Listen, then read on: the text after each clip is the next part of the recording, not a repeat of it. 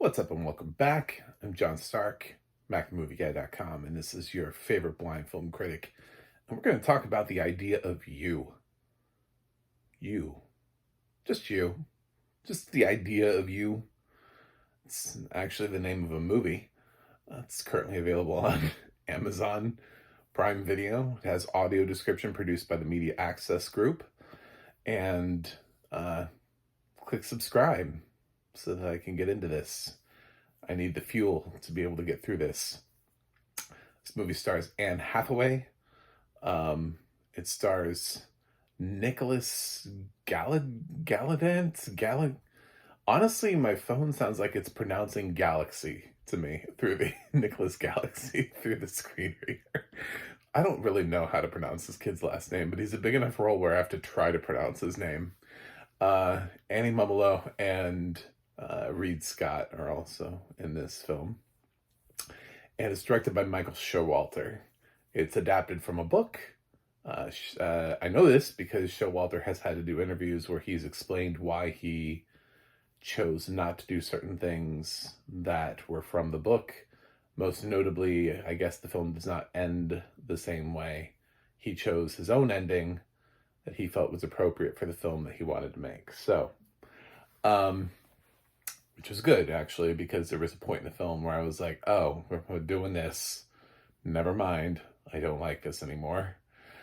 So, what's it about? Well, it's about this woman who is tragically left with one of the worst names in history. It's like one of those, it's like her name is like Celine, but she refuses to pronounce it like that. So it's like Solana or something like it is. I can't remember how she pronounces it, but it's Solana. So I don't know. Um, she's a divorced housewife, I guess. I don't know. She's a mother, wife. She doesn't have much to do other than be sad because her friends are all like, oh, we gotta get you back out there, girl. Did you meet anybody at the party? Oh my god. And the fact that Anne Hathaway is 40, actually in real life she's 41, it depresses the heck out of me. I'm just like, Mia Theraopoulos is 41 and is now playing the older woman in these movies. What is happening? Like, what is... I remember reading a story maybe about a year ago that they were looking at trying to do a third Princess Diaries, because no franchise could possibly ever be dead. And that Anne Hathaway was considering doing a third Princess Diaries. I'm just like, she's 41. I feel so old. All of these things are like a reckoning about my own age.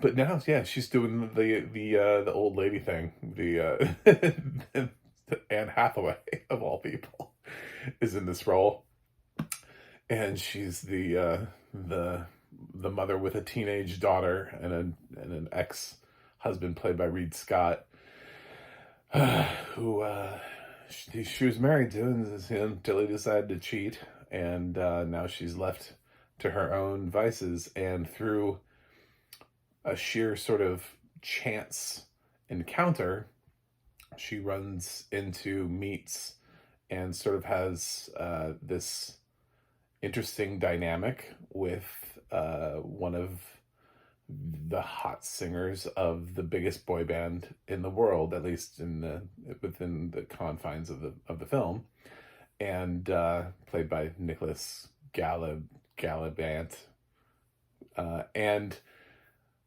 thus begins their torrid love affair. It's not really torrid, but it is a love affair. Like they hook up, but it's more than that. There's like a deep connection. He's like 24, she's 40, so there's an age gap, but it's not like one of those like inappropriate age gaps where it's like he's 16 and this is not May December. This dude is one of the biggest stars on the planet. People just walk around and throw themselves at him. but he, for some reason, has decided that he loves Anne Hathaway, and this was a book, so now it's a film. You're welcome. Um, it's not really a consequential film. Like I understand why Amazon just sort of put this in May. They probably have other films that they're like, we could run awards campaigns for these other films. I think this is a fine film though. Like I enjoyed it. It's definitely nobody can say this is Anne Hathaway's best work of her career. If they do, slap them, and then move on. Just delete that person out of your contacts and just move on. Anne has had so many other really compelling and diverse performances throughout the years, just dynamic roles. Things reaching all the way back, Rachel getting married, I mean, um, she's been choosing really complicated work for years. So it's nice to see her in light things like this every once in a while. And she just does it really well. It's basically a romantic dramedy, and it's got light stuff and it's got dramatic stuff, and she navigates both well. And I actually liked Nicholas Galabet, and at some point somebody will say his name to me, and they'll know, like they'll know. I'll see him. He'll be on like a talk show or something, and then I'll get his name down. But right now, no idea. But I thought he was really nice here and charming, and he did everything that he needed to do in this role, and was believable as a teen idol. I guess he previously had been in a couple things that I'd seen, like Purple Hearts and Bottoms. So he's been around. He hasn't been memorable until now. I didn't see Red, White, and Royal Blue on Amazon. I'm sorry, I just didn't. So I guess he's in that too. Um, and Annie is always in supporting roles, so predictably she was solid in the best friend role. And then Reid Scott, he has like this douchey moment where like, I get it. I get what he's trying. He's posturizing, but like when he shows up and starts doing the like my wife thing, I was like I had like zero for this character at all. And then he just like he's like getting up in there with the pop star and being like, what are you messing around with? It's like, nah, dude, you're the one that cheated and left, you know? Like, I don't know what your problem is, but you need to go away. So as much as I love Reid Scott, I hated him in this film because his character is already presented as a dick from the story, from the background. And then when he comes into the film, you're just like, fuck this guy, man. Like, just, this guy's, just, um, so yeah, I guess he's great at playing a douchebag, which, yeah, I see it.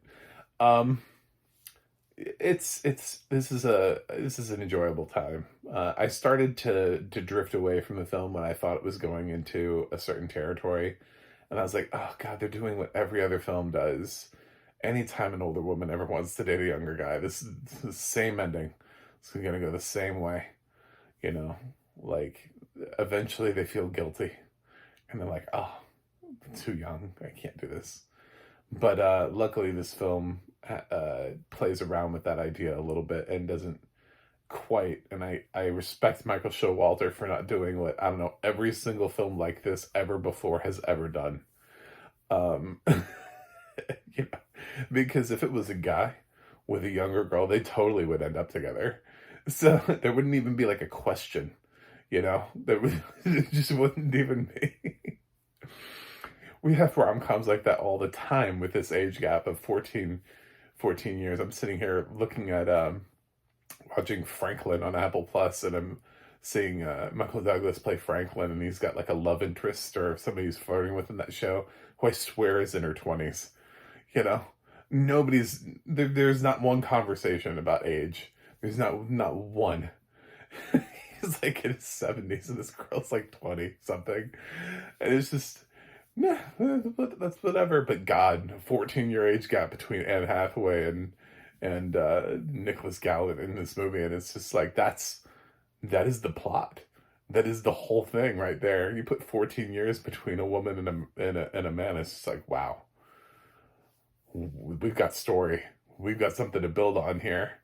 Um, anyway, this movie's fine. It didn't piss me off. It's a fine film. Usually Michael Showalter's pretty solid as a director, and he does a good job here. So, audio description wise from Media Access Group, this film has 3 writers. I'm not really sure why. It's not that hard. It's a rom-com, guys. This isn't Dune. Like, I don't know why this film was touched by 3 different people. I can understand too, because I can understand like they're wanting to be like a sighted perspective and like a blind perspective, and like people like and taking the kind of care. I don't know what the third person does though. Like that's the thing, is I don't know like how like 3 people conceptually did this film, because it's not a difficult film. It's a lot of interiors. It's a lot of like Anne Hathaway and Nicholas just kind of like staring at each other and having conversations. So, yeah, I feel like on a harder film, like if I had heard the narration for Dune had like 5 people who wrote the script for narrating, I'd be like, well, that makes sense. There's a lot to take in, I'm sure. So I'm cool with that, but it pays off. I would say that I really enjoyed the audio description. There was actually a point that I thought was really nice, because some people would have ignored it and they would have written it a different way. But the way that it was written was nice. And it's when Hayes, who's the Nicholas Gallant character, he's seen on TV performing on a specific late night show that Anne Hathaway, she's flipping through the channels and then she sees him on TV. And it actually says, because we're catching him like mid-performance of the song that he's in, and it says that Hayes is performing on the James Norton show. And I was like, wow, thank you. Thank you for giving me that, because as a sighted person, I would have likely been able to see, because having been able to see and having seen late night talk shows before, usually a lot of times you can see whose show it is. Like the person's at the desk over there off to the side watching. So yeah, I'm glad that was there, because later he makes a cameo, and it would have been a harder time to then cut in with, letting us know who the talk show host was. But they just went ahead and said it, and I like that bluntness, so that we weren't like, ooh, which talk show is he on? Is this a real talk show, or is this like a fake talk show? Because that way, when he ends the performance and he goes back over, he talks to James Norton for a few minutes, we're all like, oh, cool. I know who this is now. Thanks. Because I don't watch James Norton. Yeah, I know he's British talk show, so not my thing, but I appreciate it. Appreciated the effort. And little things like that. The film finds little ways of integrating smart decisions and choices into the film. So maybe 3 writers wasn't the worst idea in the world, because they really took the detail to this. And Amazon has had some films this year that have not had the best narration, even though they've been done with human writers and narrators and everything. They've had problems. I think of like Ricky Stenicki recently, which had balancing problems where the audio was mixed poorly, so that when like a rock song would come on randomly that had nothing to do with the movie, it would obliterate the audio description.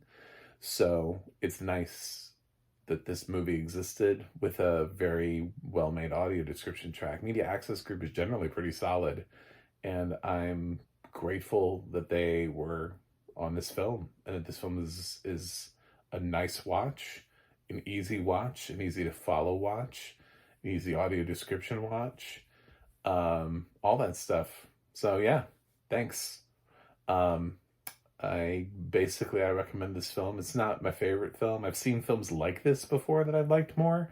Although I also appreciate the ending to this film more, because so many times this film ends with the older woman feeling like regret, instead of allowing herself to feel joy for the moment.